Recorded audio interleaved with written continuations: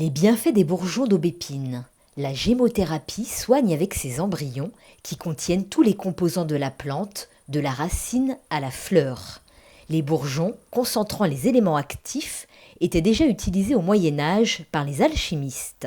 Christian Escriva produit ses préparations à partir de ces plantes médicinales cultivées près de Grasse. La gémothérapie est une partie de la phytothérapie. Elle a été créée par un médecin d'origine belge qui s'appelle le docteur Paul Henry, qui est né en 1918 et mort en 1988 et qui a eu l'idée d'utiliser les jeunes tissus végétaux en croissance en les préparant d'une certaine manière dans un mélange alcool et glycérine. Nous, on utilise un mélange alcool-sirop d'agave et on utilise les extraits dits 1D, c'est-à-dire les extraits dilués et dynamisés. Paul Henry a décrit à peu près une 60aine d'extraits, dont le cassis, le figuier, l'aubépine, le marronnier d'Inde, l'airelle, le tilleul. Les propriétés du bourgeon d'aubépine en gémothérapie ont été reprises des propriétés de l'aubépine en phytothérapie. Ce sont donc des propriétés qui concernent la sphère cardiovasculaire, la régulation de la tension, aussi bien dans le cas d'hypertension que d'hypotension,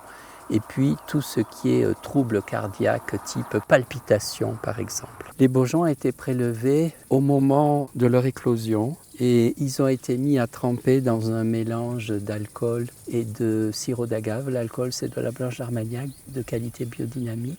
Le sirop d'agave, c'est du sirop d'agave bio. C'est pour obtenir ce qu'on appelle l'extrémère et qu'on pourra prendre en gouttes. Les gouttes sont mises dans de l'eau. Là, on a dilué au 10e à partir de l'extrémère une seule fois. Donc, c'est ce qu'on appelle une basse dilution. Les cures sont de 2 mois, comme c'est bien souvent le cas en gémothérapie.